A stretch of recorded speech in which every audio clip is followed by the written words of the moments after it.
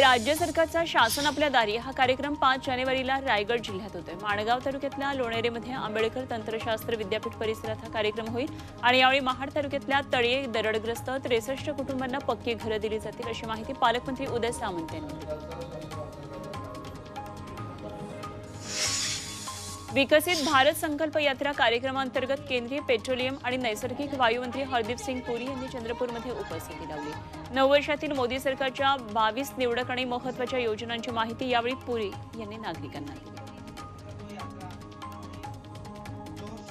येवल्यामध्ये शांतिगिरी महाराजांचं स्वागत करण्यात आलं। जगद्गुरू जनार्दन स्वामी महाराज यांच्या पुण्यस्मरण दिनानिमित्तानं नाशिकच्या तपोवनमध्ये धर्म सोहळ्याचं आयोजन करण्यात आलं।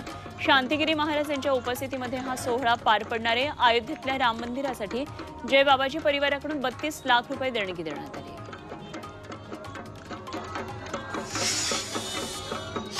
अमृत नोनी आर्थो प्लस ये एक प्रूवन फॉर्मूला है। इसमें मौजूद नोनी फल के गुण और आयुर्वेदिक जड़ी बूटियां शरीर को जरूरी पोषक तत्व देने के साथ साथ हड्डियों और जोड़ों के घिसने, उनमें होने वाले सूजन और दर्द को रोकने में मदद करता है। दर्द मुक्त जीवन के लिए अमृत नोनी आर्थो प्लस।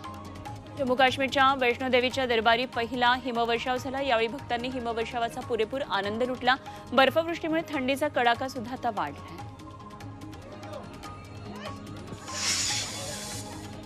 अलिबागमध्ये कबड्डी मॅच दरम्यान प्रेक्षक गॅलरी कोसळून 4 प्रेक्षक जखमी झाले। गरुडपाडा इथं कबड्डी स्पर्धा सुरू होती आणि अचानक लोखंडी प्रेक्षक गॅलरी कोसळली। रात्री 10:30 वाजताची ही घटना आहे। जखमी प्रेक्षकांवर उपचार करून त्यांना आता सोडून देण्यात आले। मात्र एका प्रेक्षकाची प्रकृती अजूनही गंभीर आहे आणि त्याला खासगी रुग्णालयात दाखल करण्यात आले। लुधियानाच्या फिरोजपूर मार्गावर एका स्कॉर्पिओ कारला अचानक आग लागली। सुदैवाने यातले प्रवासी सुखरूप आहेत। तातडीनं घटनास्थळी अग्निशमन पथक दाखल झालं आणि आगीवर नियंत्रण मिळवलं।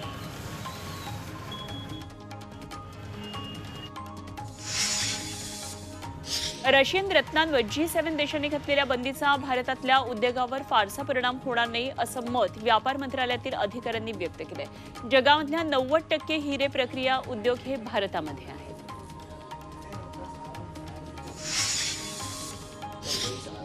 संसदेतल्या घुसखोरी मागे सर्वात मोठं कारण हे बेरोजगारी आणि महागाई असल्याचा दावा काँग्रेस नेते राहुल गांधी यांनी केला। पंतप्रधान मोदींच्या धोरणांमुळे तरुणांना रोजगार मिळत नसल्याचा आरोप त्यांनी केला। संसद घुसखोरी प्रकरणात 2 स्वतंत्र समित्या स्थापन करण्यात आल्या। यापैकी एक समिती घुसखोरीची चौकशी करून संसदेला आपला अहवाल देईल आणि दुसरी समिती संसदेची सुरक्षा अधिक प्रभावी करण्याबाबत उपाय सुचवेल। दरम्यान 13 खासदार निलंबनाचा या घटनेशी काहीही संबंध नसल्याचं लोकसभा अध्यक्ष ओम बिर्ला यांनी स्पष्ट केलं।